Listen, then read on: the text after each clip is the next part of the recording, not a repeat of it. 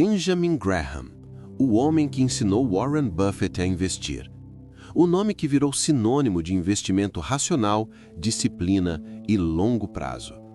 Mas o que quase ninguém conta é que antes de se tornar uma lenda, Benjamin Graham cometeu um erro tão grave que quase destruiu tudo o que ele havia construído. Ele perdeu dinheiro, perdeu credibilidade, viu investidores fugirem e, por um momento, quase perdeu a própria confiança.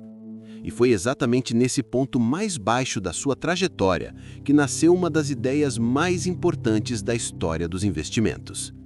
Hoje você vai entender qual foi esse erro, por que ele quase quebrou Benjamin Graham e como esse fracasso criou uma lei silenciosa que protege investidores até hoje.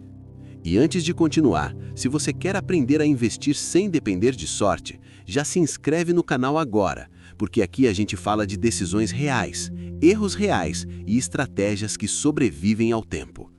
Agora respira fundo, porque essa história começa no auge.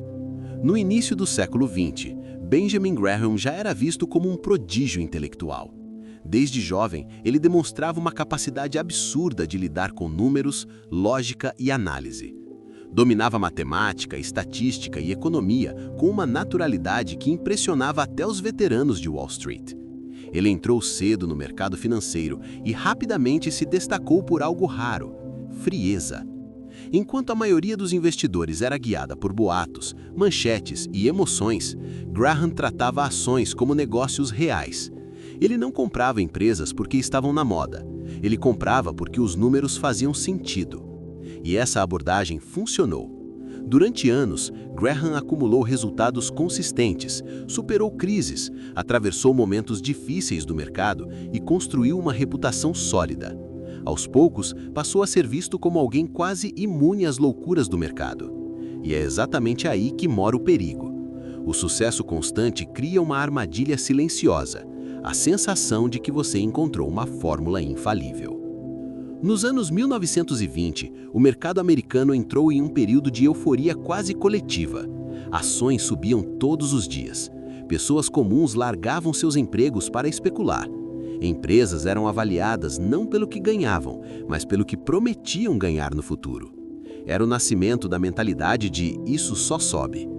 Diferente da maioria, Graham não se deixou levar completamente por essa euforia.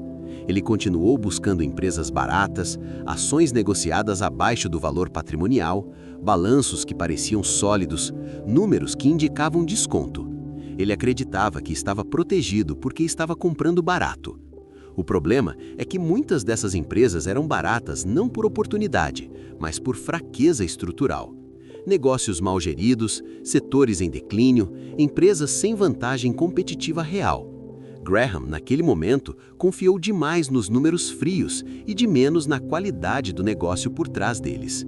Ele acreditou que preço baixo, por si só, era sinônimo de segurança. E esse foi o erro que armou a maior armadilha da sua carreira. Então veio o colapso, o crash de 1929. Em questão de dias, o mercado entrou em pânico absoluto. Ações despencaram, bancos quebraram, a confiança evaporou. Empresas que pareciam sólidas desapareceram. E aquelas ações que já pareciam baratas ficaram ainda mais baratas, até perderem completamente o valor. Os fundos administrados por Benjamin Graham sofreram quedas violentas, chegando a perdas superiores a 70%. Imagine o impacto psicológico disso. Você constrói uma reputação como investidor racional, vê pessoas seguirem suas ideias, confia no seu método e, de repente, tudo desmorona. Investidores começam a questionar suas decisões. Críticos surgem de todos os lados. O mercado, que antes o admirava, agora o ridiculariza. E Graham percebe algo brutal. Estar barato não é o mesmo que estar seguro. Algumas empresas não estavam apenas subavaliadas, elas estavam condenadas. Baratas porque eram ruins, não porque eram oportunidades. Esse foi o momento mais sombrio da carreira de Benjamin Graham, mas também foi o mais transformador. Diferente da maioria, ele não buscou desculpas, não culpou o governo, não culpou o mercado, não culpou o azar. Ele fez algo extremamente raro: assumir o erro. Graham passou a revisar obsessivamente cada decisão que havia tomado.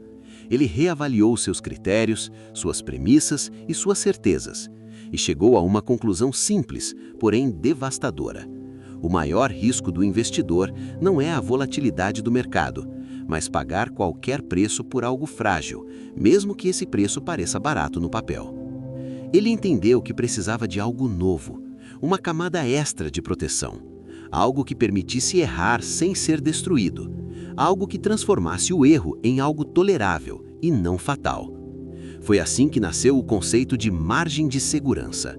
Uma ideia simples, mas extremamente poderosa. Graham passou a defender que um investidor só deveria comprar um ativo quando o preço estivesse tão abaixo do valor real que até erros de análise, imprevistos econômicos e choques de mercado não fossem capazes de destruir seu capital. Em outras palavras, a margem de segurança não existe para maximizar ganhos. Ela existe para garantir sobrevivência.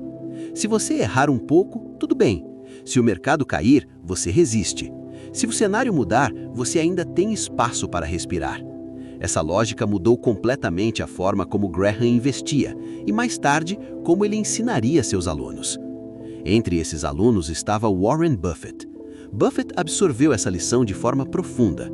Ele entendeu que investir não é sobre acertar sempre, mas sobre evitar erros irreversíveis. Não é sobre prever o futuro, mas sobre se proteger dele.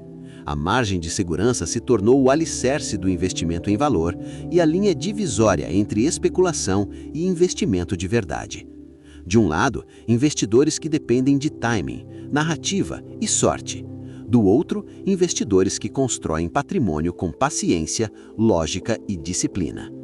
Hoje, quase um século depois, o mercado continua repetindo exatamente o mesmo erro que quase quebrou Benjamin Graham.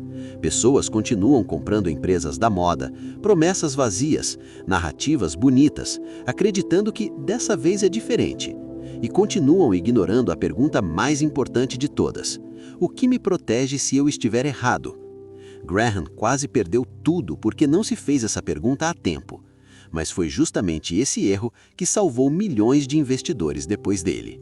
Porque o maior legado de Benjamin Graham não foi o dinheiro que ele ganhou, mas a forma como ele ensinou o mundo a sobreviver no mercado financeiro. Se Benjamin Graham, o maior investidor da história, quase quebrou, imagine o risco de investir sem método, sem margem de segurança e guiado apenas por emoção. Se esse vídeo te ajudou a pensar diferente, se inscreve agora no canal. Aqui a gente não corre atrás de hype, a gente constrói patrimônio com lógica.